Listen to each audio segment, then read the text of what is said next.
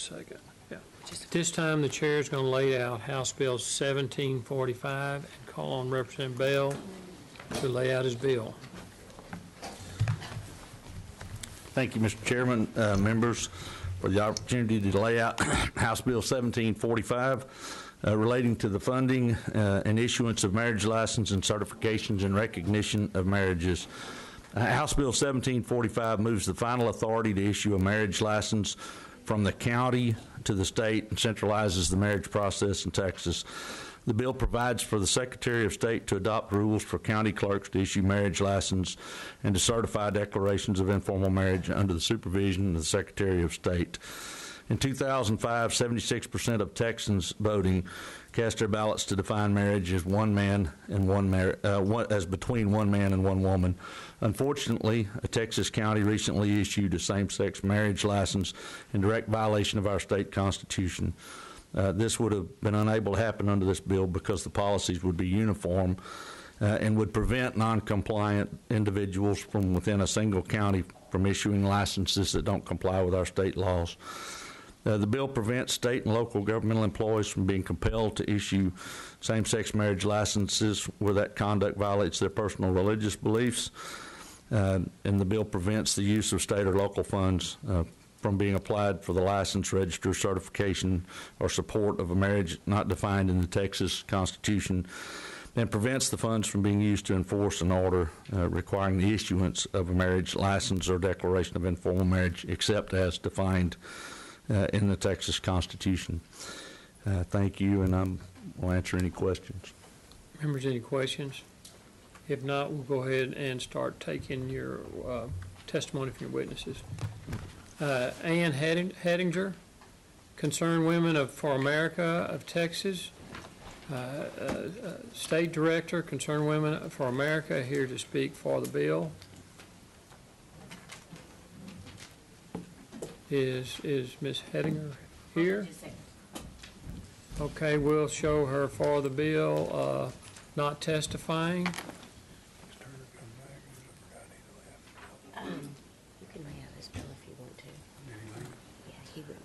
Lena Hodge, Conservative Republicans of Texas, and Campaign for Texas Families for the bill.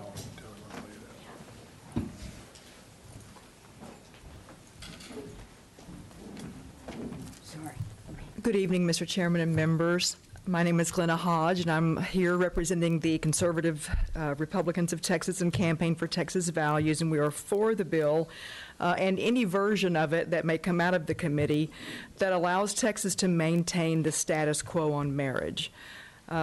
We know that the Supreme Court of Texas is going to take up a case on marriage, and they're expected to rule in June on that.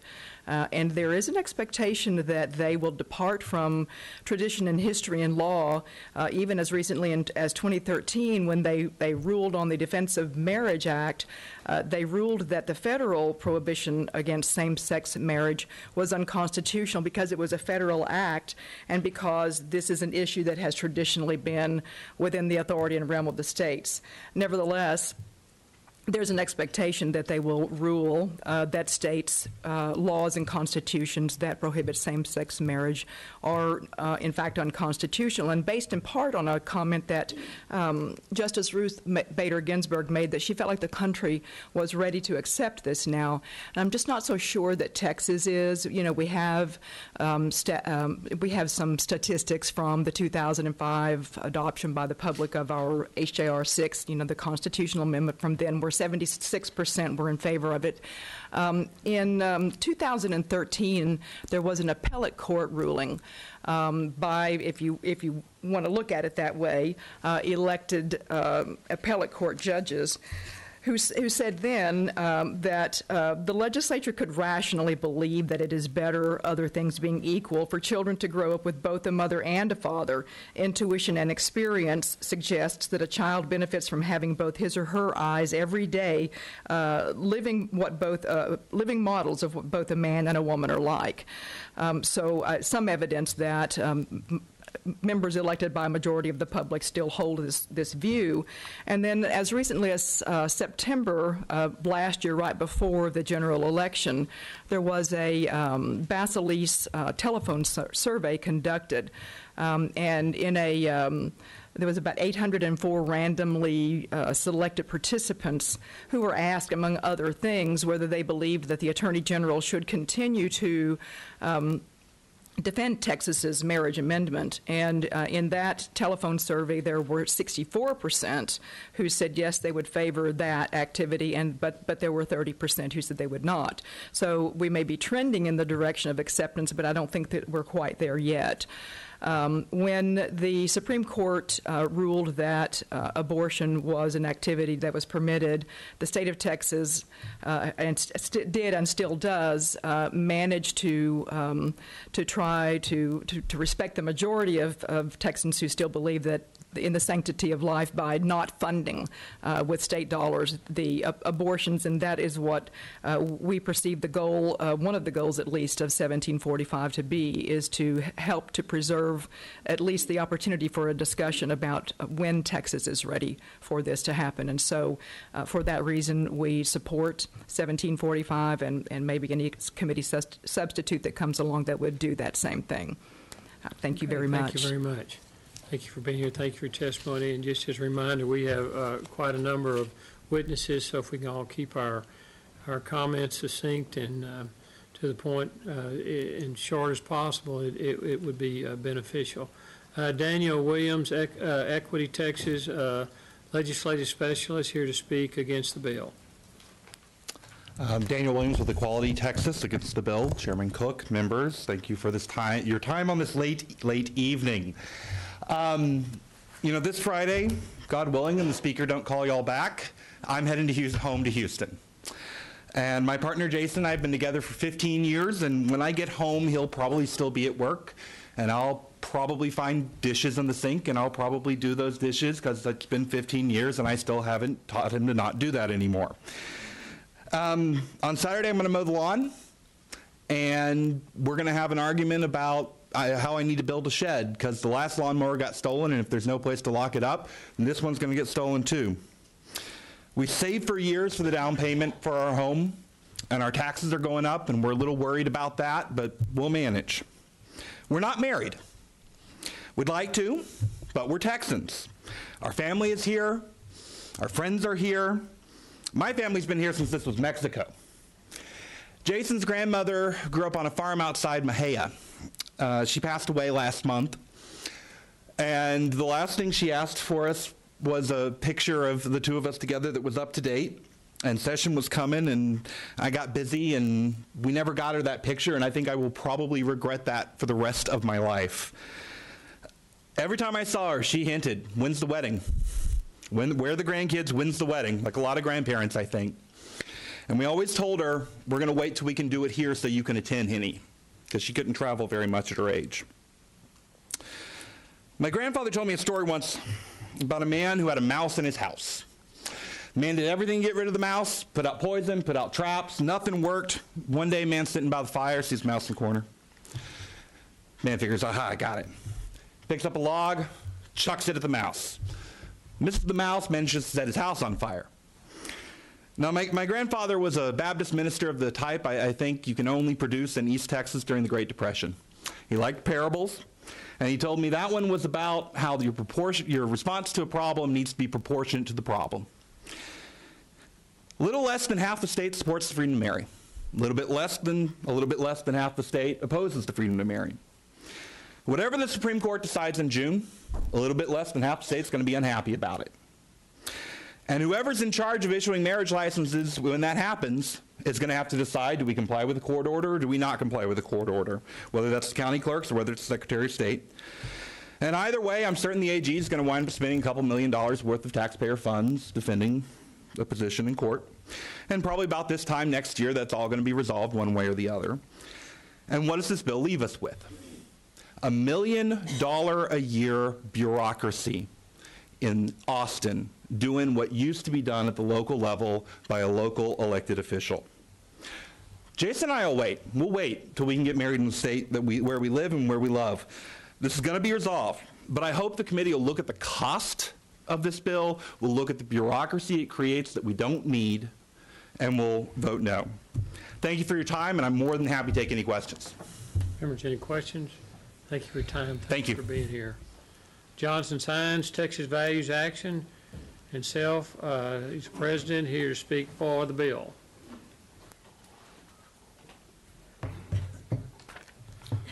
Good evening, Mr. Chairman, members of the committee. I do have some handouts I'd like to share, get some assistance.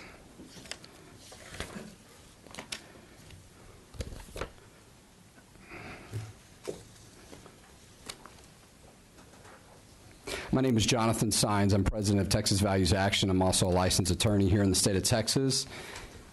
And I'm here on behalf of Texas Values Action testifying in favor of House Bill 1745. And I've got two handouts. One is some points that I'll make about this. The other is a letter from the Coalition of African American Pastors that they put together supporting House Bill 1745. And the letter just talks about how they're a national organization of African American pastors. They have over 6,000 clergy partners across the country, thousands of lay partners, and many of those partners are here in the state of Texas. And the handout I have for you, too, first on the first point, on House Bill 1745, why do we find ourselves here today with a piece of legislation to enforce a law that we passed in 2005? You heard it talked about. It was a very overwhelming vote. 76% of the people across the state, when they went to the ballot box, voted on that, 1.7 million people. I think it was close to 17% turnout, a very high turnout for a constitutional election. And that decision was so sweeping and emphatic that 253 of the 254 counties voted a majority. So I think the people of the state of Texas, when they voted on this after 2/3 of the House and 2/3 of the Senate supported this, they felt like the law would be enforced and it'd be followed.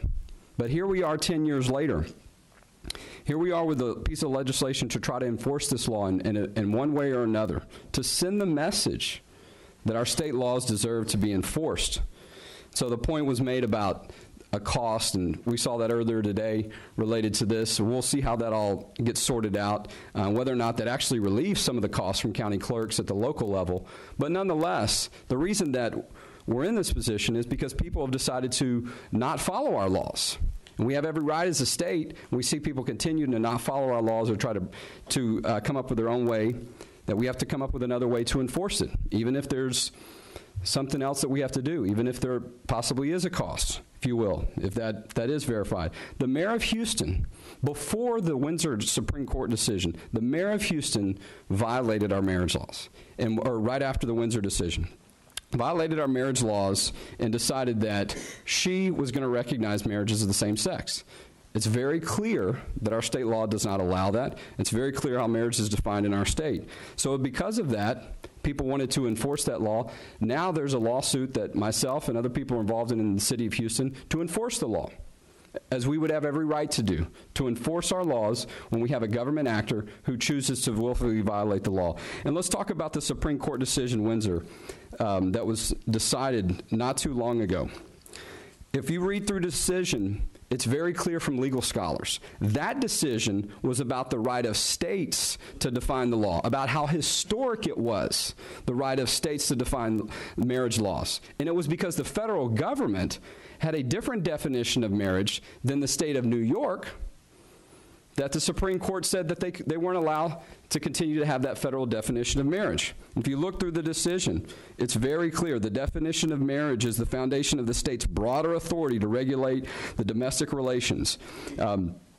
Consistent with the allocation of authority, the federal government through our history has diverged to state policy decisions with respect to domestic relations, and on and on and on. And even recognizing that some states have different marriage laws on this. Likewise, the permissible degree of consanguinity can vary amongst states. Most states permit first cousins to marry, but a handful of them, such as Iowa and Washington, prohibit the practice. So it is, throughout this opinion, it's very clear it's about the state and their ability to define the marriage law. But yet still, you see people misinterpreting this either because they want a different decision or they haven't read through the opinion. And so we have every right to be in a place as a state to enforce this law. The handout I have shows a collection of different authorities that have supported our marriage laws. Not only the Coalition of African American Pastors, but over 20 amicus briefs that have been filed at the federal level, at the Federal Court of Appeals on this decision, supporting our marriage laws. Evangelicals, Catholics, different denominations of Protestants, people from Harvard, people from Notre Dame, University of Virginia, University of Texas, quite a diverse group and background. But you know, that case is before the federal court. It's been stayed. The federal court weighed in on this. You had a judge stay his own opinion, but yet you had a Travis County judge decided to get involved in that issue, and now you've got the state Supreme Court involved. These things are happening because people have decided that they don't want to follow our state laws. We obviously have a process of changing state laws. That's why you're here today. That's why we're here today. But there are some people that do not want to go through that process. They want to change the law and have it there a different way. And so when that happens, we have every right to enforce and follow the law that the state of Texas and the people of Texas have voted on and supported until that's changed. I think it's also important to note that there is precedent, and I don't know when it'll be that the Fifth Circuit will rule on this case, but there is precedent regarding the fact that state law and state courts are not specifically bound by a lower federal court decision to follow that we can interpret our own federal laws. And so that's another important principle to keep in mind. And that's from the U.S. Supreme Court, a unanimous U.S. Supreme Court decision, Arizonans for Official English versus Arizona. That's a 1997 case, 520 U.S. 43. So, remember, we have a lot of yes, sir. Thank you for your attention to this matter, and I'm happy to answer any questions. And we ask for your support of House Bill 1745. Chairman Turner, do you have a question? Just two brief questions. Now, the Houston spousal benefits, that was passed by a charter amendment in 1999. You're aware of that? The voters approved that. That is my understanding. That is not correct. And as a matter of fact, there's a charter that says that for there to be same-sex benefits, and maybe I didn't hear you correctly. I'm sorry. Can you repeat your question? It was the spousal benefits. I believe, if I'm not mistaken, in 1999, the people in the city of Houston voted for that. So that was for spousal benefits for who? Yes, spousal benefits for people living together in the city of Houston. I think that was done in 1999, if I'm not mistaken. My understanding, and I am a native Houstonian. I know you're pretty. I'm a native close, Houstonian. yes, and close to the different things that have happened in the city of Houston. But we have been heavily involved in issues in the city of Houston, legally and so on. Right. My understanding is this, that the charter says, and this was passed by the people, that in order for same-sex couples to get recognition for government benefits, that there had to be a vote of the people. And there's actually language at the charter at the local level that recognizes that the city is not allowed to recognize same-sex marriages. And I'm not trying to get into it. No, but it's an important point because those are local provisions that the mayor of Houston also violated, right, as well as our state law. I'm just talking about the vote that took place in 1999. Yeah. And we can check, and I certainly will check, but sure. I think the voters voted in 1999. The other question that I would pose to you, are you taking the position, for example, that if the United States Supreme Court ruled that same-sex marriages were constitutional, are you taking the position, am I hearing you all to say that the state of Texas, county employees and others, should be given the right to disregard the United States Supreme Court ruling? That has not been my testimony, but I also think it's important. That's not what is contained in this legislation. Okay. But I do think it's important to note that the state courts have a right to decide these issues regarding in federal law and constitutional interpretations that could differ from lower federal courts. And I think it's also important to note is we don't know what the Supreme Court is going to say in June or any time in the future, but what we do know is this. The problem we have is state law in Texas is not being enforced, and actually the precedent is Windsor. It is a binding precedent on our federal and state courts in the state of Texas. And again, I'm not trying to get into a debate. I know. I'm just saying, and that's how I view that issue and the point you're making, because The Texas case is not before the U.S. Supreme Court. Right. So we don't know what direct impact that decision, regardless of what they do, well, we won't know until then. Right. The only thing that I'm asking is that if the United States Supreme Court should rule same-sex marriages are constitutional throughout the land, the United States, you're not taking the position that those of us in the state of Texas should disregard the law. You're not saying that to us, are you? I certainly think whatever the Supreme Court rules has value, and we'll have to see what they say. And No. All I'm asking is... and I don't think that's what the bill says either. It talks about the funding. The Supreme Court would not be able to rule against the funding of the bill. The parts of the bill that say that you cannot allocate local funds. That's what the language of the bill talks about. It says state and local funds may not be used, not about the recognition of... But you do believe that if the United States Supreme Court rules that something is the law of the land, that those of us within the state of Texas should follow the dictates and operate within the parameters of whatever the law is established by the Supreme Court. Depending on what it is they say. And that's what I think is important. We don't have a law from the state of Texas that's being challenged at the Supreme Court to where the Supreme Court will be directly telling us what to do as a state. It's hard to predict what they're going to do. And so until we see a decision from the U.S. Supreme Court, I think that's when we decide what it is that Texas has to do from that point and what opportunities the state courts and our government has on that issue. And so the Supreme Court has been very unpredictable on this and somewhat confusing, obviously, for some people.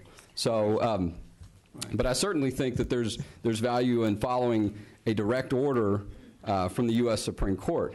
What it'll look like from them, we won't know until we see it. Right. And so, but the issue here is that our state laws are not being followed, and we have precedent for which to follow them. And again, I'm not trying to Sure. get into debate. I'm just very... And I'm just trying to stick to what happened in what the bill talks about. I'm just very sensitive because I know, based on my own history and the history of those who look like me, that there have been many state laws that have worked against people's interests. And it was when the Supreme Court stepped in that those laws, no matter where the state may be, right, that those laws conflicted with the supreme law of the land. And so I think, would be very, very reticent to take a position that when the Supreme Court makes a ruling, whether we like it or not, that we then find ways to try to get around those laws, because history tells us that is not a good precedent to set. That's the only thing I'm saying. I understand your position. Representative Huberty? Hey, Jonathan, how are you? Yes, sir. Good. Okay, let's just go back to point. I mean, the bill, you talked about three things, and I think I just want to bring it back to focus. Sure. Number one, we have a constitutional, there was a constitutional amendment that was passed that recognizes a marriage between a man and woman, right? Right. Okay, that's fact. And what Representative Bell is trying to do is to make sure that the issuer of the marriage license becomes Secretary of State, but he is allowed to give authority to the clerks in those counties to have the guidelines on issuing those licenses. Is that Right. correct? That's right. And if the clerk in that county issues a license that's in violation of the current constitution, but that was approved by the voters, then they lose the right to be able to issue a marriage license. Right. The language says they can that the Secretary of State can withhold or withdraw authorization, and So all Representative Bell is doing is just enforcing the current constitutional language and saying to a county clerk that if they choose to ignore the law that is currently in the Constitution, then they don't have a right to actually perform the duties as given to them through the state of Texas. That's right. Okay, thanks. Okay. Members, any other questions?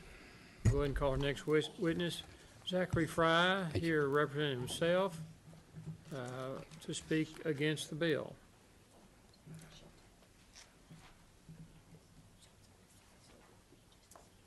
Good evening. My name is Zachary Fry. I'm from House District 49. Sorry for my informal appearance. I'm a graduate student at UT, working to my doctorate in chemical engineering. I come to you against this HB 1745 as an individual who has a stake in the matter. I love the state of Texas. I'm a transplant from Virginia. I love the traditions of sovereignty, liberty, Texas independence, and the real mean streak that we have going being that we stand for people, we stand for property rights, and that runs in my political, I guess, opinions with keeping freedom and liberty at the forefront of everything. And while I say that, I know this supporting, going against state sovereignty in terms of enforcing positive rights by federal mandate isn't always in isn't always in the libertarian or the liberty-loving stance. But in this measure, I think it's very important. Equal protection of the law is incredibly important for a lot of people. It protects a lot of minorities, it protects people, and it even protects the traditions that we have in terms of letting people live the lives they want to live, and not letting the government mandate or discriminate between different groups and different categories. I attended the rally on Monday, just watching the crowd, and there was a big draw to tradition. And I know that tradition is very important in keeping a society cohesive and making everyone be on the same page in terms of what we consider social norms, but not all traditions are worth carrying out. And over time, these things develop and the definitions change. And as such, we need to reevaluate where we stand as a society. Are we going to start keep discrimination and keep categories of people from obtaining different rights? I certainly would like to be able to adopt children or have the legal protections or the legal privileges that go along with marriage, as many individuals in Texas and many individuals across the United States. Austin has one of the largest gay populations in the country, according to some recent news. And Austin seems to be a pretty good place to live in, except for the congestion and the increasing cost of living. But these people are our neighbors. I'm your neighbor. We have tons of people that they mean well. They're great people to live with. And I know that's not a legal definition, but the way I see it, this law is just a stopgap measure. This won't prevent the Supreme Court from making a ruling or enforcing that ruling. This just allows us to stand in the way of, I don't want to say social progress, but just a social reevaluation of who these people are, who we are, what we allow other people to do in the privacy of their own homes. As we see more and more states pass same-sex marriage and equality, there's a lack of legal arguments against it. From henceforth, we see that Massachusetts has not sunk into the ocean after over 10 years of same-sex marriage. California and many other states are coping with it. It's not a problem. There's demographic shifts that are occurring also, where we see our younger populations, they're more accepting to these values. I don't want to say that means that they're all hell-bound and whatnot, but we can see that they're being more considerate as they get exposed to more people around the world. The internet's a great thing. It's shown people that ideas are important. Differences in opinion are important. Diversity is important. I just want to say that regardless of the outcome of this bill, I'm going to guess that it's not going to get upheld. It's going to just go to the wayside, and Texas Republicans or Texans that go for this bill will just look like stalwarts looking against the common tide of sensibilities and legal affirmation of everyone's rights to marriage and whatnot. Sorry, this is very informal. I had to do a lot of experience today, so I had very little time to compute this. But I urge you to vote against this bill and don't let it leave this committee. Texas already gets enough of a bad rap for being against the rest of America. And I don't want to say that we need to be like the rest of America, but there's a lot of good ideas out there. And certainly equality is one of them. Thank you. Thank you for your testimony. Alan Parker, the Justice Foundation and self here to speak for the bill. Is Mr. Parker here? We'll show him for the bill, not testifying.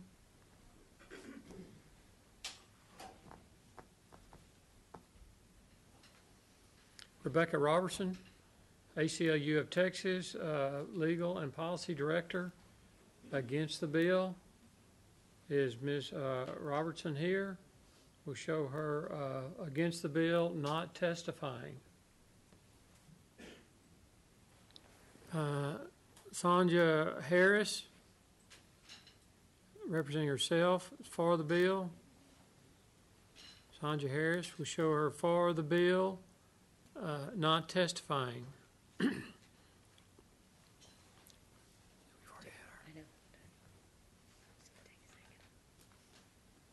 Jimmy Sue Francis. Jimmy Sue Francis, representing herself, is against the bill. Come on up. Yes, ma'am.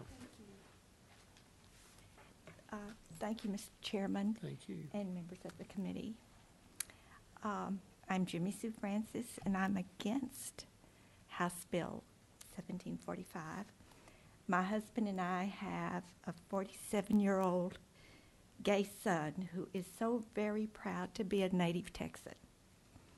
I ask each of you to please look into your heart and consider the grave circumstances of approving House Bill 1745, which will serve to confirm and make permanent my son's devalued status as an official government-sanctioned second-class citizen in his beloved state. Presently, there is one other southern state that is politically maneuvering to do essentially the same thing. But you and I know as Texans, we Texans are better than that. Ms. Francis, could you kind of pull your mic down towards you a little bit and then we can hear? Here? Are you not hearing me? Not as good as I need to. Okay, thank you. I said presently. You sound like my wife when you say that. Oh. But presently, one other southern state is politically maneuvering to do essentially the same thing. But you and I know that we Texans are better than that and would never, ever willfully do anything to harm anyone. I was reared in the traditional Southern Baptist Church, but now I'm an active member of First United Methodist Church here in Austin. And I understand the value to be created by God, not by ancient custom or by current fashion or public approval. I think God, He does not love because human beings have value. Rather, it is in loving human beings that God gives them value. Value is a gift. It's not a rule. It's not a partisan lever, and certainly not a weapon. And it's truly wrong to invoke religion and the love of God in order that one person's beliefs might be used to diminish another person's value. I just ask you, please, not to devalue my son by voting for this bill. I thank you very, very much. Thank you for your testimony and questions. Thank you for being here. Richard Francis, here representing himself to speak against the bill. We usually come together. Yeah. My name is Dick Francis. I'm here from Austin against this bill. I would like to, just for the record, to clarify one point that Representative Bell said. He said that 76% of Texans voted for the amendment. I'd like to correct the record. It was 13% of registered voters. It was 75% of the people that voted, but it was not 76% of Texans that passed that amendment. It was 13% of registered voters. The other man said it was about a 17% turnout for that election, but it was not 76% of Texans that passed that amendment. I just want that clarified. My very serious concern about 1745 is that it proposes a fundamental restructuring of a long-established system of governance. And I'm actually puzzled that the state feels it's necessary to radically and fundamentally reorganize the way we do business just to make sure my son can't get married. It's also, in my opinion, a desperate last-ditch effort to ensure that our son and his community will continue to be, as my wife says, devalued, marginalized, and treated without dignity and treated without respect by their government, by establishing a new bureaucratic process and a complete shift of authority to block any and all same-sex marriages in Texas. I was going to give you a brief history of who we are, but I'll skip that. My wife's a retired school teacher. I worked for Exxon for 33 years. Interestingly enough, exactly 10 years ago next week, we were in this same committee testifying loudly that we felt the amendment that was about to be voted on would be ultimately termed to be unconstitutional. And we'll wait and see what happens this summer.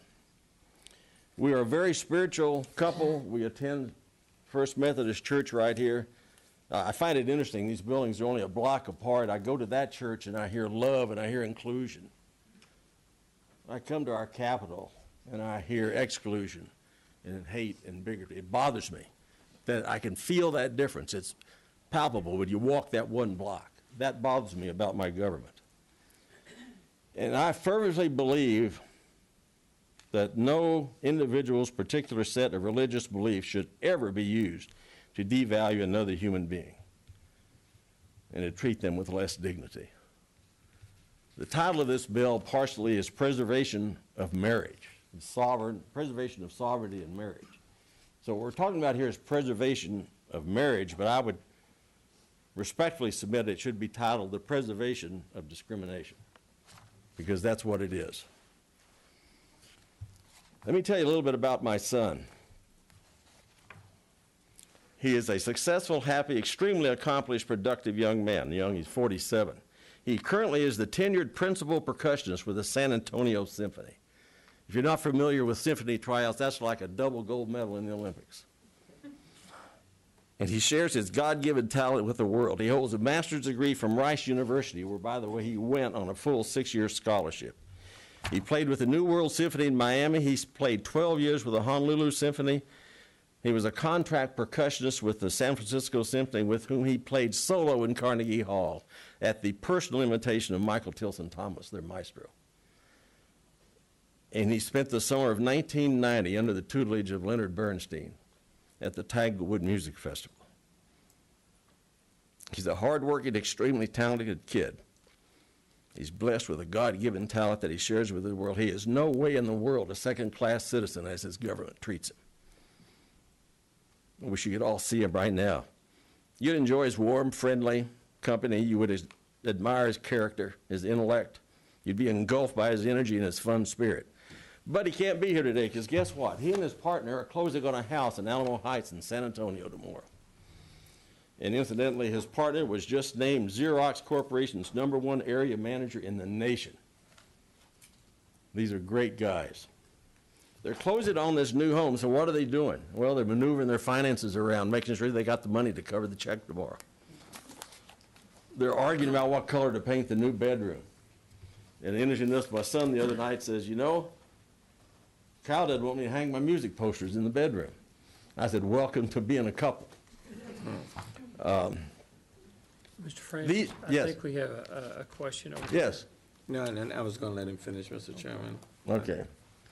So if they were here today, you would know they are just like us. They have the same problems everybody does.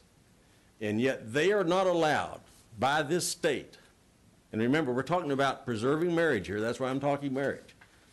They are not allowed to exercise their unalienable right to pursue their happiness in this country. Because I cannot think of any more ultimate step to pursue happiness than to marry the love of your life. What do they think of marriage? What do they want out of it? They want respect, they want dignity, they want equality, they want a lifetime companion. They're not sitting at home tonight saying, geez, I wish I'd get some benefits out of this. They just want what we all want out of it.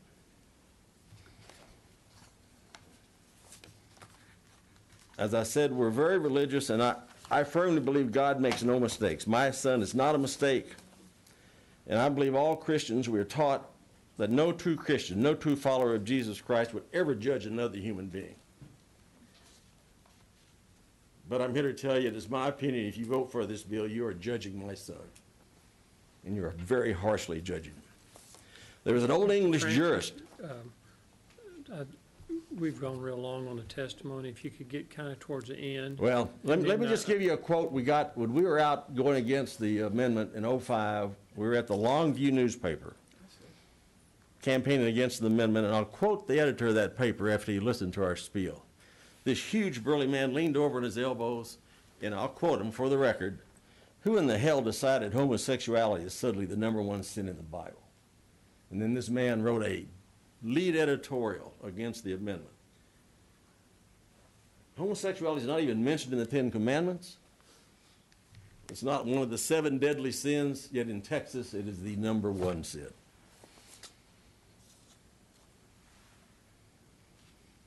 We're talking here, now I've heard signs that says this is preserving biblical marriage. I just ask you to read your Bible and think about Abraham sleeping with a servant maid Hagar. They begot Ishmael. When you talk biblical marriage, just beware of what you might get.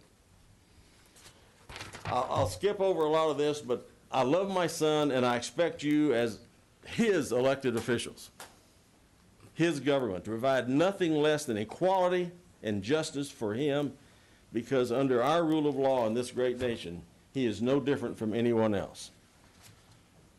So I'd ask you to vote against this bill because it just maintains the terrible status quo we have here now by forcing officially a group of Texans to be treated as second-class citizens.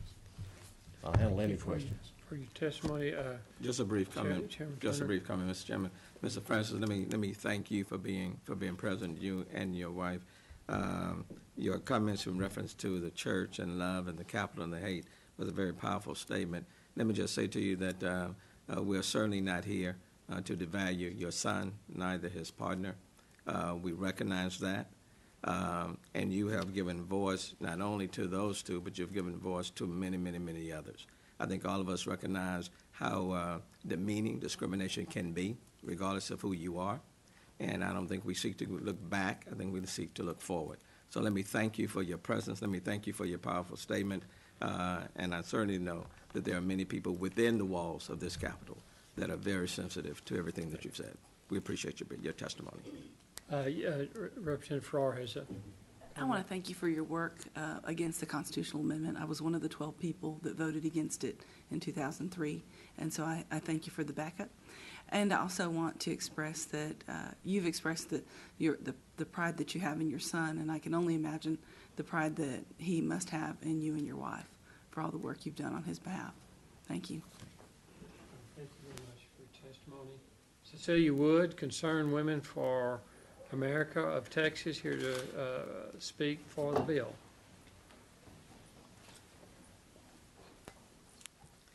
Good evening, Chairman Cook and members. My name is Cecilia Wood, and I am speaking here tonight in favor of House Bill 1745. I'm here on behalf of Concerned Women for America of Texas and also individually. I'm a board-certified family law attorney. I do support traditional marriage, but in this context, I think that the better experience I bring to this is that I am a mother, a grandmother, and now a great-grandmother. And I see this bill, it happens to be about a very emotional law that we have that people feel very strongly about one way or the other. But this bill is about chaos and anarchy.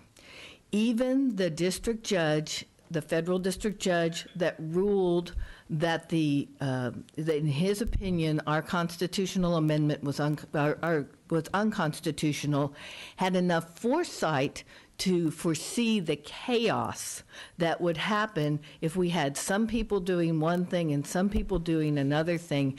And he executed his own stay. He issued his own stay until this matter could work its way through the courts. That's what we do. When my son was in high school, and this is what happens when he goes away to law school and doesn't come and help me with this, I talk about him. When he left to go to college, he took his car with him. And the car was still in my name, and the car was still on my insurance. And the rule was you don't drink and drive. And you don't drink at all, because I will take the car away if you drink outside the house, even if you're not behind the wheel. And we had lots of discussions about this. Mom, when you drank, you drank when you were in college. Well, I'm old enough that it was legal for me to do that. If you don't like the laws, you change the laws, but you can't just disobey the laws. And that's what's happening, and that is what this bill is about. And when we respect the law and we respect the process, we protect everyone. I am sensitive to your comments, Representative Turner. My first job was in Falls County, Texas, and I stepped into 1950. My son's babysitter went to segregated schools because they just ignored the laws there. When I would have to go to speak to groups and to speak to the minorities in the county about a hospital district, I had to begin my speeches two ways. First, I had to say I'm not the woman attorney who killed her husband, because there'd only been one other woman attorney. And secondly, I had to say the sheriff can't look at your vote on this. The sheriff cannot intimidate you, because those were the laws. My friend went to Egypt, and she said a woman stopped her and said, "I'm so impressed with America, because when you change power, you do it peacefully. And we do it peacefully because we are people of the law." And I would ask you to support this bill, because what it does is support the laws that, even though some people disagree with them, have been passed by this state. Thank you. Very good. Members, any questions? Thank you for your testimony. Brent Bowden, the Secular and Ecumenical Church, worshiping in the Baptist tradition, located in Austin, Texas. Reverend, here to speak against the bill. Mr. Chair, members of the committee, thank you for your time on a very long day amidst a bunch of other very long days. I am Brent Bowden. I'm the pastor of the sanctuary, as you mentioned. We are an ecumenical church worshiping in the Baptist tradition.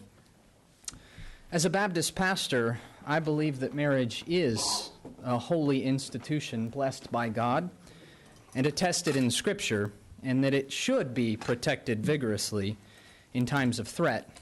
I think today might be one of those times. So I'm here today to offer perhaps a bit of that defense of biblical marriage. You'll know, of course, that the Hebrew and Christian scriptures speak widely of diverse forms of marriage. We'd expect as much since... Reverend, let me ask you a question. Yes, please. I just want to make sure I'm clear. I've got you speaking against the bill. That's right. Correct. Okay. The Hebrew and Christian scriptures speak widely of diverse forms of marriage, which you would expect as their texts arrive to us this day from an array of historical and cultural settings. All of them taken together, though, speak clearly at every mention that God's greatest hope for marriage would be that it stand in whatever form as a profound example of covenantal love. The Bible equally speaks against those forms of marriage which are domineering, exploitative, and transactional. If there is a consistency in biblical teaching on marriage, it is that any form of marriage which does not uphold the sanctity and autonomy of the individuals entering has no part in God's blessing. Said simply, if it doesn't take seriously the rights of those wishing to marry, it isn't marriage.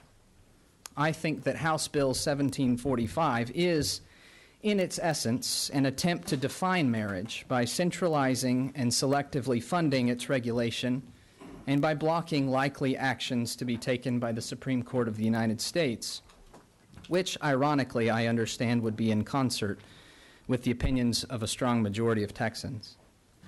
The definition of marriage, unstated but implied within the bill, is one that would allow only marriages of a certain kind to be recognized. And as such, it ignores the rights of those wishing to enter a covenant relationship with a person of the same sex.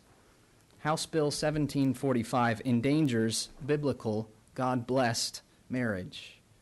I urge you to use whatever power is vested in you by the people of the state of Texas to protect marriage by preventing this legislation from being passed. Thank you. Thank you. Members, any questions? Thank you for being here, and thank you for your testimony. Mark Gonzalez, Hispanic Action Network. Reverend here to speak for the bill.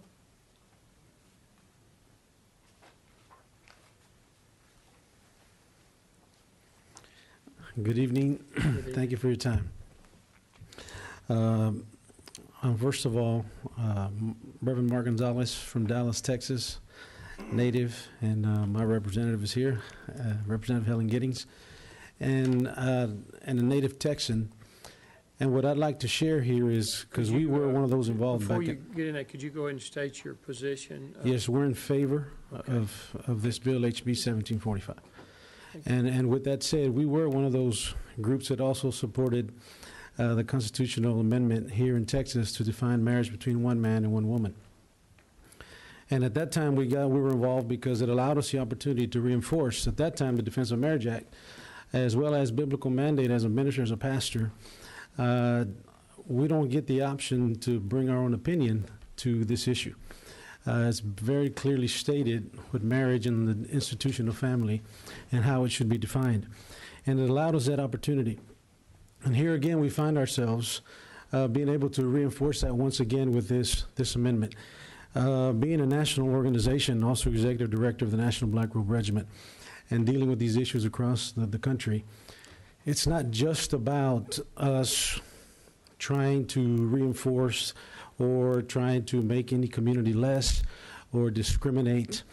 The thing comes down to the point that it's also, we have to be mindful of the agenda that's behind the issue.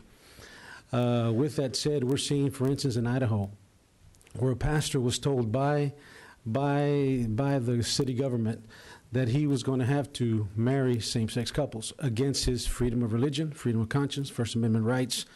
And those are some of the things that we're concerned here. And it allows us here the opportunity to be able to make sure that we can once again define these issues. We're seeing this stuff in California. We're seeing these things in Florida. And here in the state of Texas, we don't want that to be the case. We want us to, that's why we support this House bill. That's why we support this issue.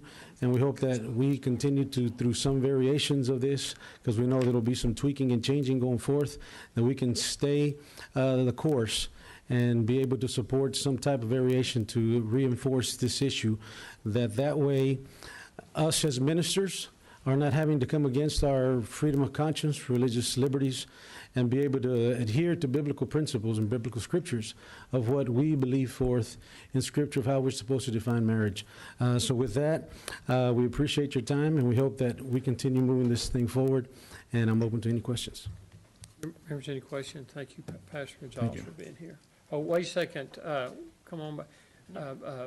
Chair Giddings has a... I don't have a question, okay. Mr. Chairman. I was just saying to my constituent, thank you for being here. Thank you.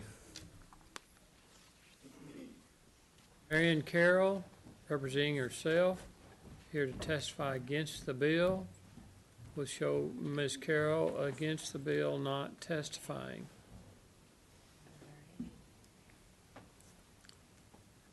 Alexander Robbie, attorney, here to testify against the bill.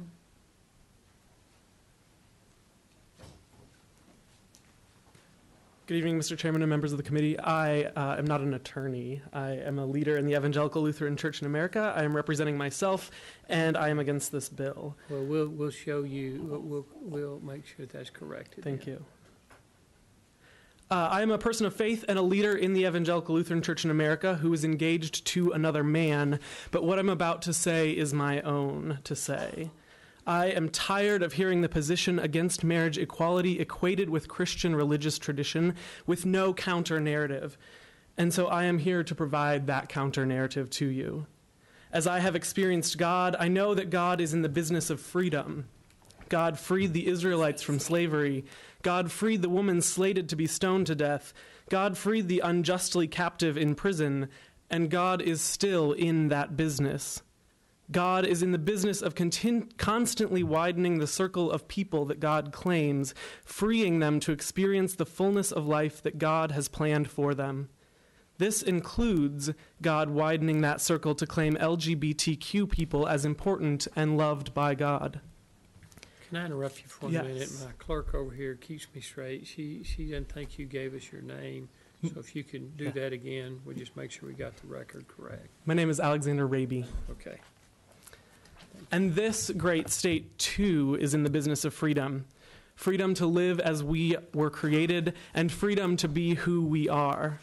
When freedoms are restricted, we fail to live up to the expectations we have set of who we are as Texans and as who we are as Americans. As a person of faith, this distresses me greatly, and not just because I am personally invested in marriage equality. Having been a part of Christianity in this country in the 21st century, I have seen people try to restrict the rights of others in the name of faith with devastating effects. As a man of faith, my conscience is bound to participate in God's freeing work. As a leader in God's church, I believe that I should be allowed to perform the marriages of all people, regardless of their gender, not just in the eyes of God, but also if I am to act as an agent of the state. As a leader in the church, my job is to widen the circle to include people that we have left out in the past. And as a resident of this great state, it is my job to be allowed to the freedom to marry my fiancé and have our marriage blessed by a God who does not restrict who is able to be loved by God, and a God who does not restrict who can love each other. Because my relationship with my fiancé is the same as any other engaged couple, we simply want to have the same protection as heterosexual couples. If we begin the business of again restricting who can love through HB 1745, we limit the freedom and rights of a multitude of citizens, myself included, who have already been welcomed into the circle of God's arms, and we limit the civilly promised freedom to be who we were created to be, equal in the eyes of God and equal in the eyes of the law. Thank you. Thank you very much for your testimony. Members, any questions? Thank you for being here. Robbie Osley, here representing himself, to speak against the bill.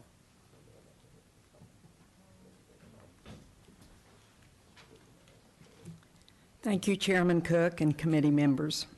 My name is Robbie Osley, and I'm testifying for myself against House Bill 1745. My husband Tom and I have been members for nearly 50 years of First United Methodist Church, the church across the street in the shadow of our capital, where we raised our 4 children. However, my spiritual journey began as a child where I grew up at Asbury Methodist Church in Lubbock, Texas. My brothers and I were blessed with parents, mother and father, who were pillars of the church and had a Christian perspective of mercy and love rather than judgment and fear. I have no doubt that my experiences over the past 70 years have shaped me and my perspective. Back in the 1950s in Lubbock, when my grandfather, Papa, died, and we were on our way to his funeral at Asbury Methodist, I shall never forget the image of Horace, Papa's caretaker and best friend for years, standing on the street corner, all dressed up in a suit and tie, with his hat on his chest and tears streaming down his black face. When I asked why he was standing on the street corner and not at Papa's funeral, I was told, very matter-of-factly, black men don't go to white men's funerals. They can't go to white men's churches. As a 12-year-old child, I knew in my heart that was wrong, and will forever carry that image of Horace shut out as he stood alone on that street corner because of his skin color. Fast forward nearly 50 years to another experience that gave me the courage to testify today. In 2003, when I was visiting my 84-year-old mother in Lubbock, getting ready to fly back to Austin, she asked me to take a moment to let her share something that had been heavy on her heart. Much to my surprise, she expressed her concern about something we had never discussed. She said, "I think the Methodist Church is going to have a black eye on the issue of excluding gays from full participation in the sacraments of the church, just like we did in the 50s when we excluded blacks because of their skin color." She then ended the conversation with this plea: "I'm too old to do anything about it, but you still have time to make a difference. Just remember to lead with your heart." Mother unexpectedly died soon after that conversation, so her words and her plea linger in my heart and soul.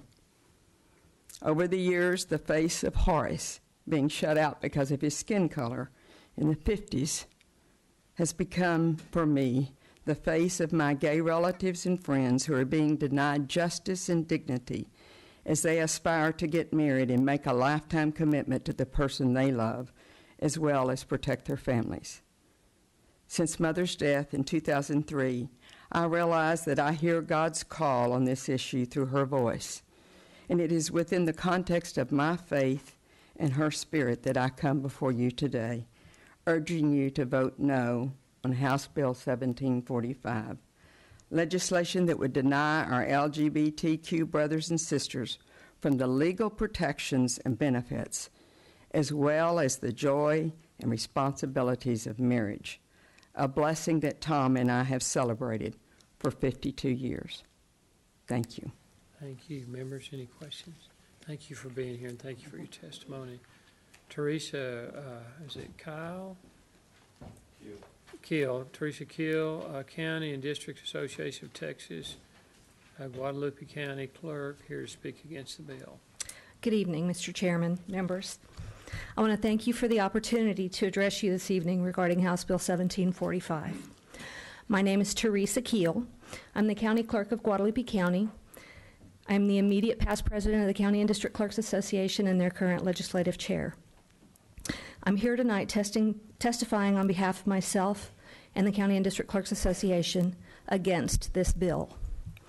This bill transfers all authority to the Secretary of State's office, who may or may not delegate the responsibility back to the county clerk.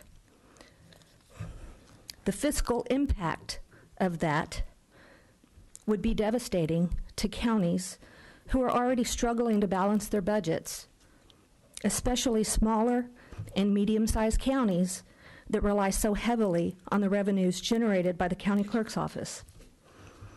In Moore County, with a population of 22,000, their lost revenue would be approximately $11,000. Those are precious $11,000 to their budget. Victoria County, population of 125,000, is looking at a loss of more like 50,000. Dallas County, we're looking at a loss of approximately 1.3 million.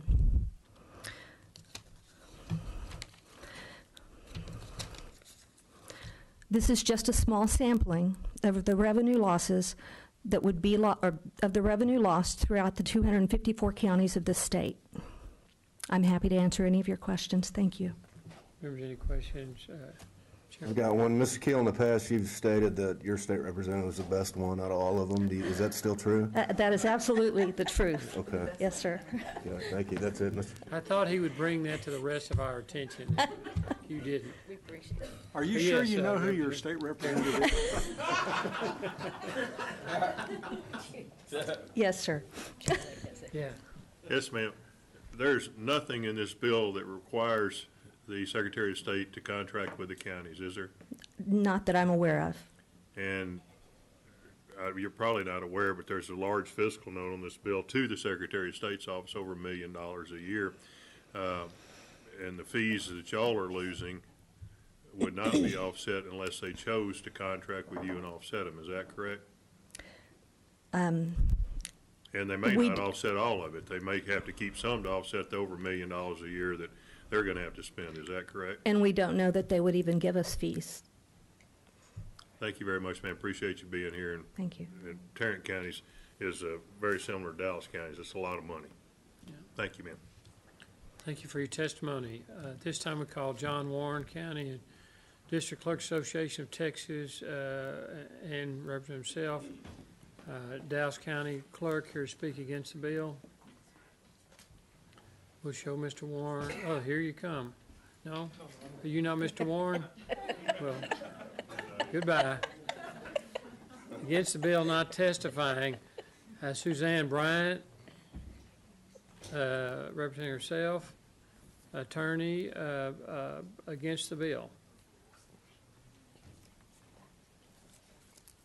Chairman Cook and members of the committee. Thank you for having me here tonight. My name is Suzanne Bryant. All right, is that better? My name is Suzanne Bryant, and I am against House Bill 1475. First, I want to tell a little bit about myself, and then 1745. 1745. Is it 1475? 1745. All right, I'm against the bill. It's been a long night. You're doing fine. What I'd like to do is tell you a little bit about myself, and then I'd like to tell you why I think that even though we've got this debate going on about gay marriage and we're talking about a cultural issue, this is the wrong vehicle to even be addressing that issue. I'm a native Texan. I was born 63 years ago in Lubbock. My father was the first county attorney in Levelland when they built the courthouse. I come from a long line of Texans. I feel like my parents were pioneers, and these are my roots. I went to Lubbock High School. I did well there. I got most likely to succeed.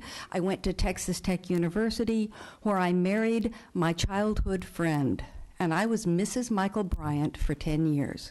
I know what it's like to say, this is my husband, and for someone to call me a wife, and that term carries a great deal of importance. 30 years ago, I was at Duke Law School when I met the love of my life, Sarah Goodfriend. Michael Bryant and I had divorced. We'd grown up together. We'd grown apart, but we remained very, very, very close friends. And then, several years later, I met Sarah. She was from Texas. It was lovely. We'd come home. We'd see our family together. And then in 1992, we both moved back to Texas. She was from Austin, and I was from Lubbock. And we came here to take care of our elderly parents, and we came home. Sarah and I have been together for 30-plus years. Our family is like any other family. We have 2 adopted daughters. One's 14, going into high school. One's 18, going off to college. We're facing an empty nest, just like any other parents. And then last May, something happened that rocked our family's world. Sarah was diagnosed with ovarian cancer. And suddenly, our plans for the future had more of a if than a when we thought about them. She went through emergency surgery. She went through a summer of chemotherapy. All our summer plans changed. And then in November, Michael Bryant died. My ex-husband, my other love of my life. And suddenly it became very, very important to me, and I really started understanding why marriage is important. We'd been together 30 years. What did it matter? We knew we were a loving, committed couple. We were raising our children together. We were dedicated. But all of a sudden, I realized I wanted all the protection I could have for our relationship. And I realized when I meet someone and a fellow says, hey, nice to see you, Suzanne. We're old friends. This is my girlfriend. And I say, hello, nice to meet you. But if I meet that same fellow and he says to me, hi, Suzanne, I'd like you to meet my wife.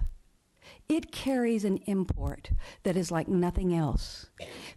Family, community, friends, all understand that there is a relationship that is so important.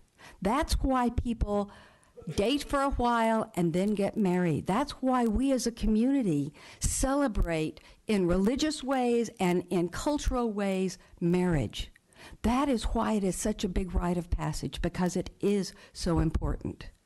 So I'm here today to tell you that it is really important that marriage rights be allowed for every citizen in the United States and in my home state of Texas. But I'm also here to look at this bill. This bill, we're here discussing whether or not the right to issue a marriage license should be with a central government or with the Secretary of State, or should it be with a clerk? But the discussion tonight hasn't been about that bureaucratic situation. It's been about same-sex marriage. And we all know that's what this bill is about. But really what it's doing is just creating a stumbling block that will create a bureaucratic mess. Nobody will quite know who's in charge. Nobody will quite know where the funds are going to go. And I just think it is, if we want to talk about marriage and the rights of marriage, I think we need to look at the courts. We need to see what the U.S. Supreme Court does this summer. We need to respect law, but I don't think this bill is the right vehicle for us to be discussing this issue. I think this bill should stay in this committee and that this issue should be debated among our faith communities, among our families. We should do this discussion as a culture, but this bill is not the right way to address. Well, thank you for being here and thank you for your testimony. Any questions? Okay. Thank you. Thank you. We'll call our next witness, Carolyn Albert Donovan, here representing self against the bill. We'll show her against the bill, not testifying. Catherine Miller, Texas Freedom Network president, against the bill. We'll show Ms. Miller against the bill, not testifying.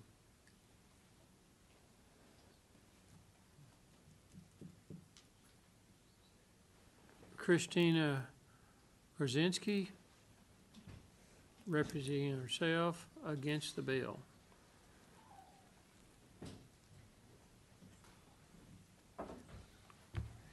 Hi, I'm Christina Gorczynski from Houston, Texas, and I'm here to testify against the bill.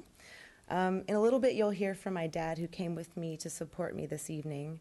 And after we wrap up tonight, Dad and I are going to pack back up into my car and drive back to Houston. I'll drop Dad off at home where my mom, his wife, will be waiting for him to get home, probably so she can hear all about the father-daughter adventure that we had today at the Texas State Capitol. After that, I'll drive about 5 minutes across the bayou over to my house where my wife will be at home waiting for me too. See, our marriages aren't that different. Both of us have loving, supportive wives who know that we're here today to stick up for our family and for 46,000 same-sex couples here in Texas. There is one big difference, and that's Mom and Daddy got married 38 years ago at All Saints Catholic Church in the Houston Heights, and Allie and I got married just 8 months ago in the state of Maine. The other difference is that my marriage is not legally recognized by my beloved home state, and my parents' is. In August of 2014, when Allie and I saved up our hard-earned cash and traveled across the country to get legally married, we did so for the same reasons that Mom and Daddy got married in their home parish in August of 1977. We got married because we love each other. We got married because we wanted to make a public promise. We wanted to declare a lifetime commitment to each other, and we wanted to start our own family. Our reasons were the same. Our vows were the same. Our state law should treat us the same. We know many Texans agree with us. I hope you will too, and I urge you to vote no on HB 1745. Thank you so much. Thank you for your testimony. Dale Grzinski, representing himself, here to testify against the bill.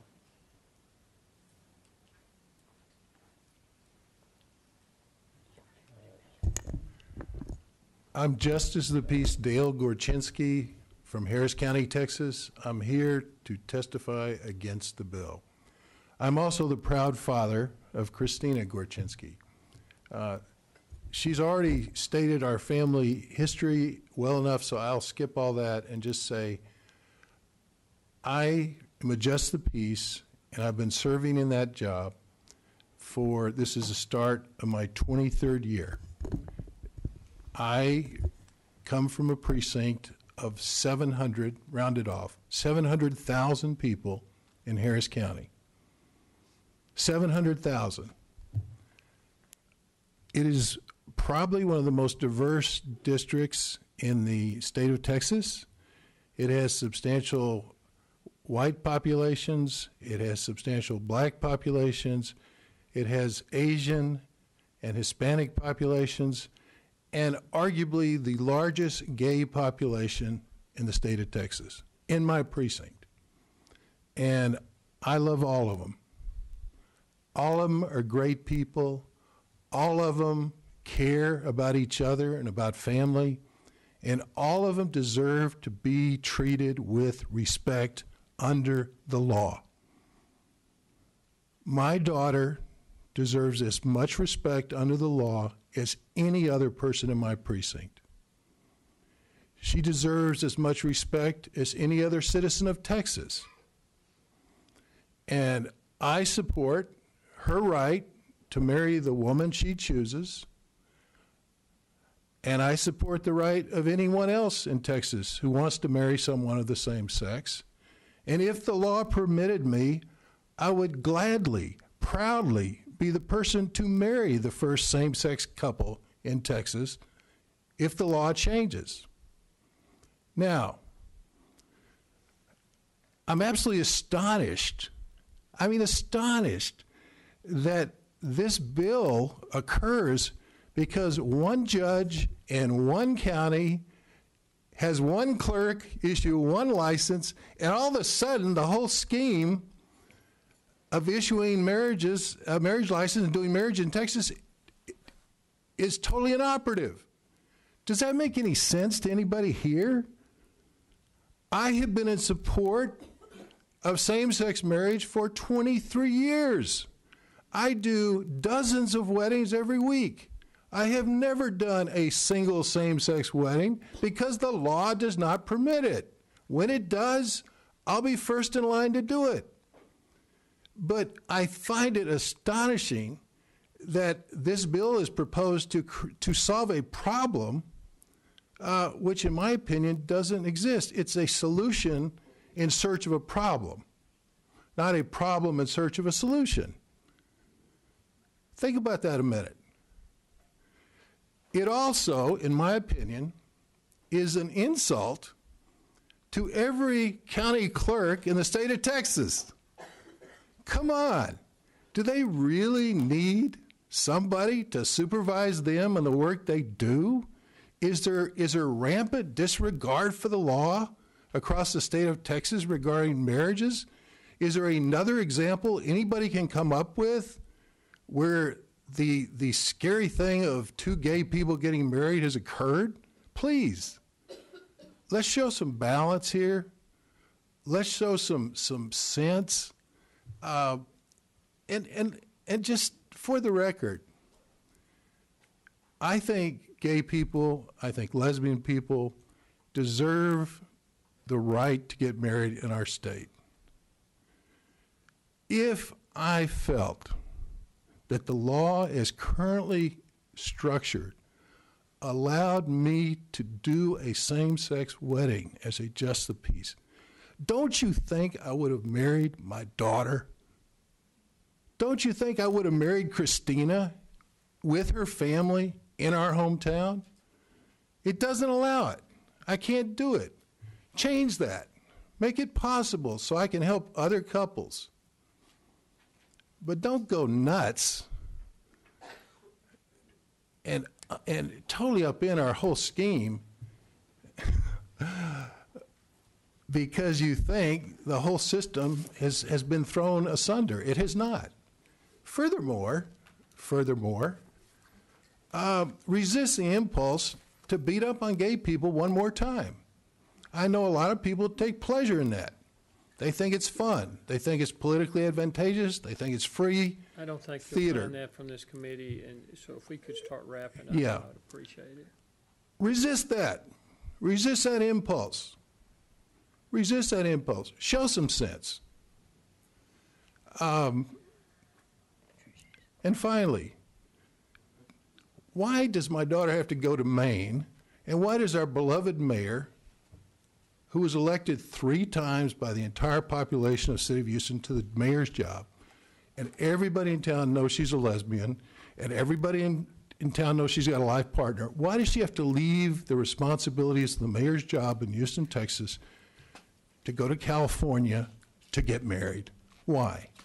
And why does the money that could be spent locally on businesses and weddings have to go out of state? Why don't we keep it here? Krasinski, I think we have a comment or a question over I here. do.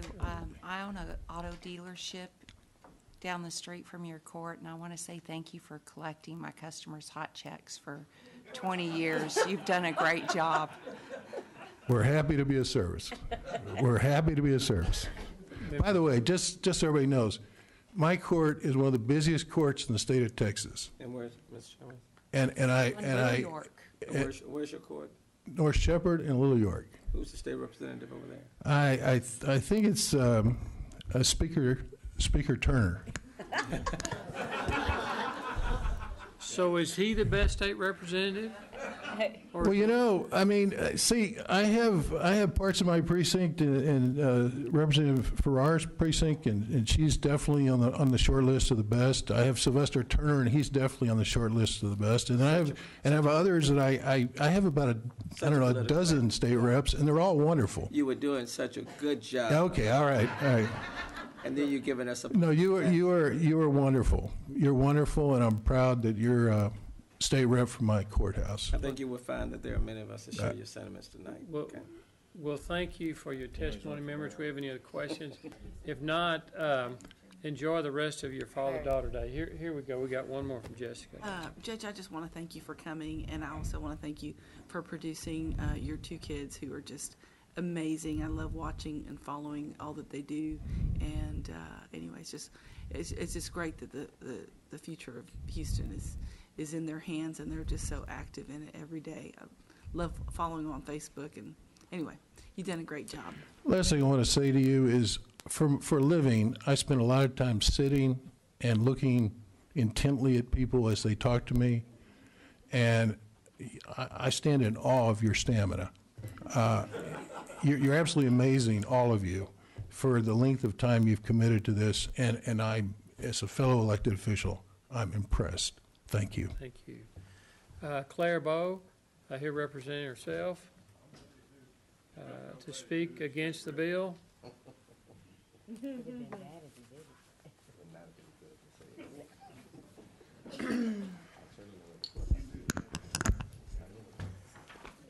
Well, thank you. I appreciate you being here with us. It's a little late tonight. My name is Claire Bowe, and I'm speaking on my own behalf against the bill. I am a Texan, an attorney.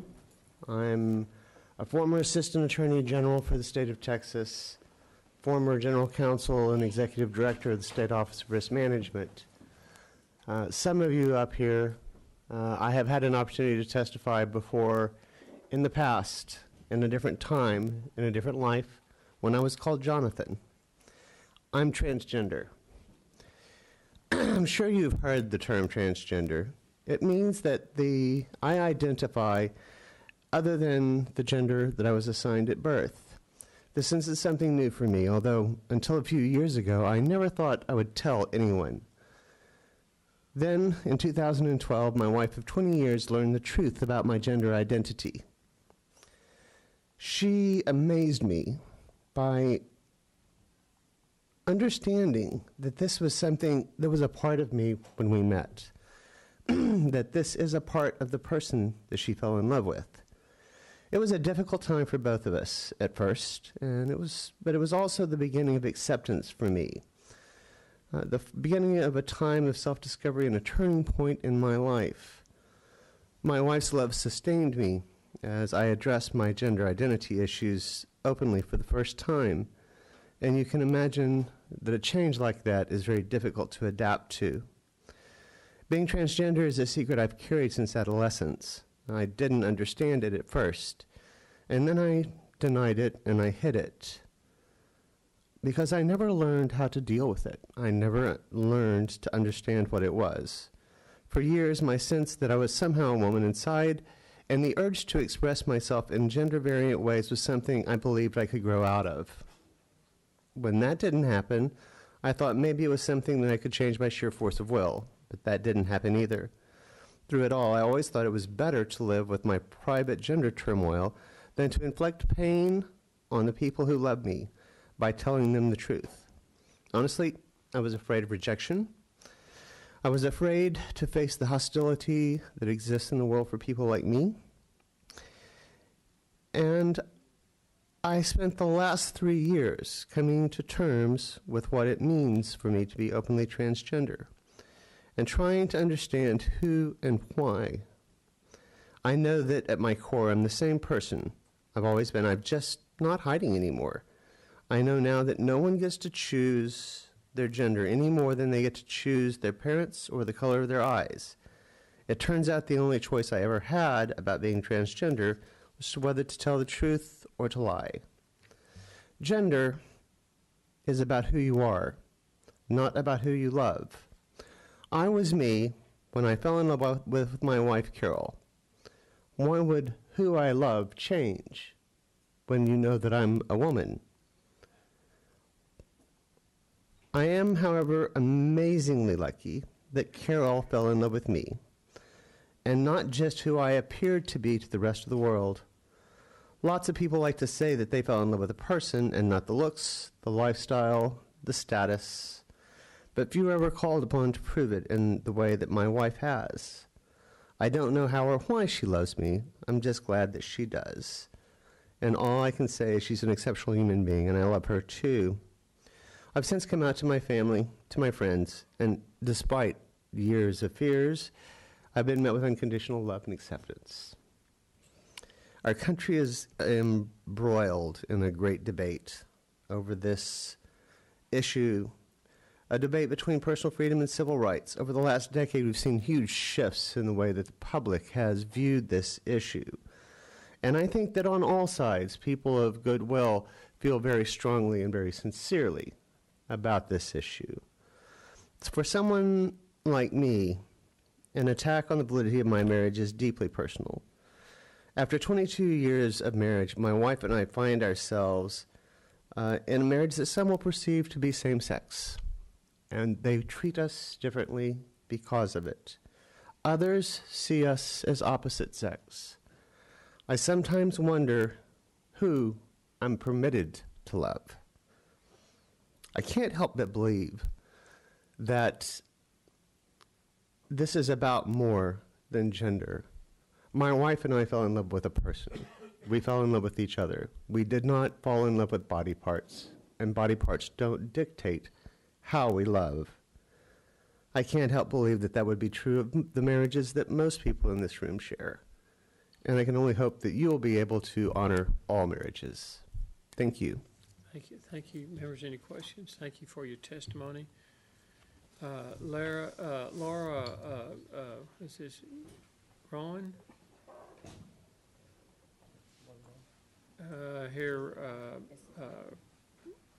Representative Self, speak against the bill, the Reverend. Yes, sir. Now, I know I messed up your last name. It's late, though. That's you have okay. to I'll me. forgive you. I would have forgiven you if it was first thing in the morning. My name is Pastor Laura Gruen, and I'm a pastor in Houston, Texas. So, Mr. Chair and committee, thank you so much for everything. I know I'm supposed to stand up here and say how many generations I've been in Texas. That's traditional, but I'm one of those who wasn't born in Texas and got here as fast as I could. And I have been here about 7 years. I love being a Texan. Here's one of the things that I have loved about being a Texan. An example of one of the things I've seen. I was at a wedding reception for a couple that I had married, couple active in my church. One of them sings in the choir, good standing church members. One of them, Mexican American, her family had been here for several generations. One of them, Chinese American, and her family had been here for fewer generations. And they were doing their first dance to Rascal Flatts. God bless the broken road that led me straight to you. And as a Yankee, where people don't listen to so much country music, I thought this was the most beautiful Texan thing I had ever seen in my life. The most beautiful Houston thing I'd ever seen in my life. I sure will. I'll do better. I'm sorry. And I realized it broke my heart that they had to leave Texas to get their marriage license signed, that I could do their church wedding, but their pastor couldn't sign their marriage license, that a stranger had to sign their marriage license. As a pastor in Houston, I perform all kinds of weddings for straight couples, for gay couples, couples of all ethnicities, rich and poor, transgender couples, and my faith teaches me that I need to treat all of these couples the same. My faith that says that we love God and we love our neighbors as ourselves, that we do justice and love kindness and walk humbly with our God, and that before Christ there is no male or female, no Jew or Greek, no slave or free. And my faith teaches me to treat every couple who comes before me equally. Please don't ask me who my favorite representative is. My faith calls me to treat all people impartially, so I won't answer that question. But the state of Texas isn't letting me treat each couple equally. They're not letting me, I don't get to sign marriage licenses for some of the couples like I do for other couples. And I know that I have pastoral colleagues who disagree and who would like to only sign some marriage license, pastoral colleagues. And although I might think they're wrong, that's okay. Some of us disagree about whether or not divorced couples can get married, and pastors and churches who don't wish that divorced couples should get married don't have to do those weddings, and I am allowed to do those weddings because it does suit my faith. And so I would ask you all to vote against this bill and to take every action possible within your power such that my religious freedom to treat every couple who comes before me equally, to sign their marriage licenses, is something that I can do from my faith for the people that I serve in Houston, Texas. Thank you very much. Thank you for your testimony. Do we have any other witnesses? Is there anyone else wish to speak on for or against House Bill 1745? If not, we'll call on Representative Bell to close on his bill. Thank you, Mr. Chairman. Thank you, members. Just to let you know, we are working on a committee substitute that does address the fiscal note.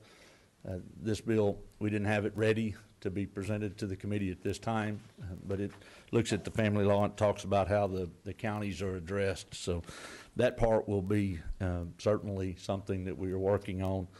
There's been a lot of comments, a lot of spirited comments, obviously. I just want to touch on a couple of things that I think are very important.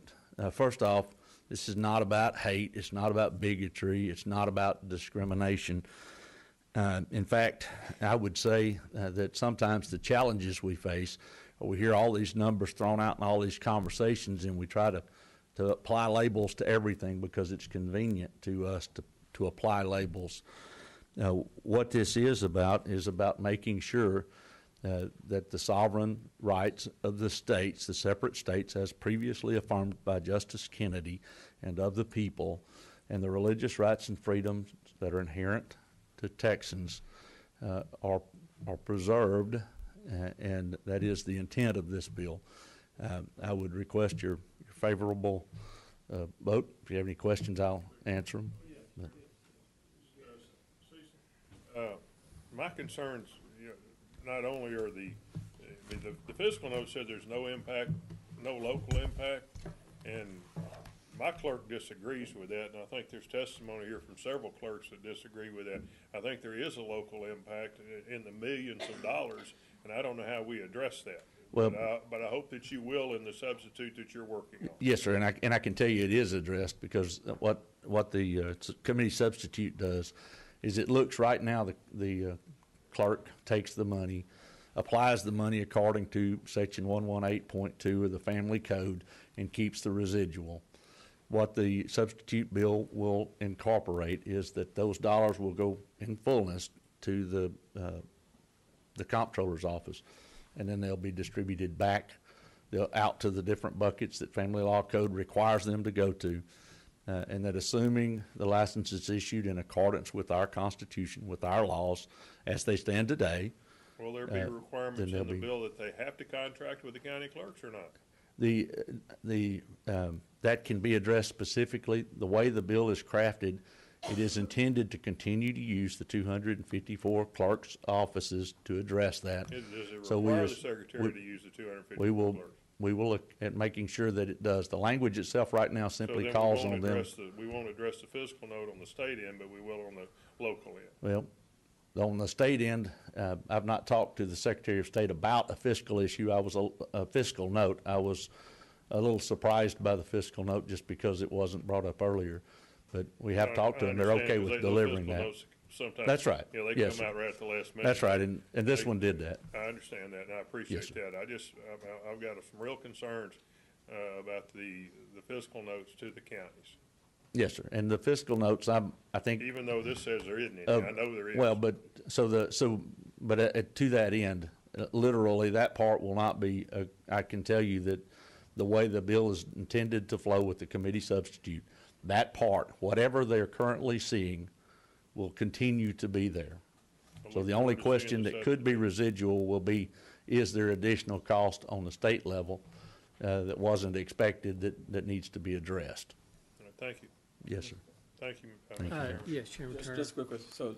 So if the county clerk or somebody does something that is violative of, I guess, the laws of the state of Texas. Yes, sir. Okay, tell me what happens? The Secretary of State steps in and takes over? Well, if it wasn't in accordance with that, the committee substitute will simply say that the dollars that are there that should be remitted back to the clerk. If it's not in accordance with our laws, those dollars will remain with the comptroller's office, is what it amounts to. Okay, but who takes over? Who takes over? I'm not sure I follow the question of taking over. If the county clerk does something that, according to this bill, should not be doing. Mm-hmm. Okay, tell me what the next step is. It's treated exactly the way the Family Law Code currently treats any clerk that might be found treating their office outside of the way that family law addresses those circumstances. So I'm not an authority in that code, but I do know that we looked at that code in terms of making certain that the distribution of dollars, including those that should reside with the clerks, that it continues to flow the way that it is supposed to flow.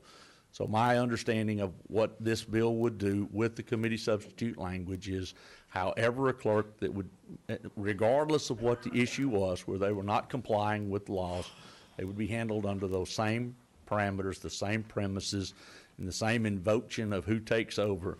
The Secretary of State side is simply who is responsible for creating the process. Right, but essentially then the state would take over that particular county function temporarily. Well, I don't see it as taking it over. I think that clerk's office simply would not get the dollar flow, and then in the rulemaking there would have to be some instruction created at the Secretary of State's office that said if the clerk is not complying with the rules, then what happens? Because I don't think there is a circumstance like that currently is addressed under that code. But who carries out the duties of that county clerk while the monies are being taken? The balance of the duties of the county clerk they would continue to be paid for. So the only thing that would be the question about those dollars, unless the clerk was in violation of family code for some offense that created greater consequence or challenge, again, those rules will have to be addressed. They are not written currently. The bill puts that burden on the Secretary of State to create those rules. So you're asking a question that I don't have an answer to because those rules are not strictly created. But what I do know is the intention is to use the same guidelines. I'm not good or about trying to reinvent the wheel. I try not to reinvent wheels. I try to use what is there. And we already have a family law code that tells us what should happen in the event that a county clerk doesn't act within the confines of their office, and that would be my expectation. The rest of general law would apply to that, however it would otherwise apply. And how many violations have taken place? If this bill was in effect today, how many examples of clerks and other people out there that have gone contrary to state law? I think the only example that I'm aware of is the same one that's been on the news. So there's only been one example to this point. To that end, however, we want to have there were several people here who have testified, not just affirmative, but some of the ones who actually testified against the bill. They've stated that they don't want to see chaos. And one of the things that you have, if you have 254 unique opportunities to determine what law means, is the potential for chaos. And I think one of the things we're supposed to be about in the office of legislator, in the role of policymaker, is to try to assure that Texans are able to live a peaceful, tranquil existence where we don't have the challenge of lack of continuity and process of law. Well, I think the only thing for me is that I see chaos and confusion coming from the law. I don't see efficiency. I don't see streamlining. That's my concern. I look forward to taking a look at your substitute. Yes, sir, and I certainly respect your opinion, Mr. Chairman. But I would tell you, if the bill look at the committee substitute. I would respectfully request I can look a at look it, at but the I can committee tell you, I don't care how substitute. much lipstick you put on it. Yes, sir. Well, It is then what again, it is what it is. I respect your opinion. I think it's interesting to note, and tried not to belabor the point, but I think there are other issues that we could point to. But I don't. Again, at this particular point, you've endured quite a process already, and I respect that, and I appreciate that of each and every one of you. And with that, I'm going to respectfully close. Okay. At this time, it's the chair's intent to allow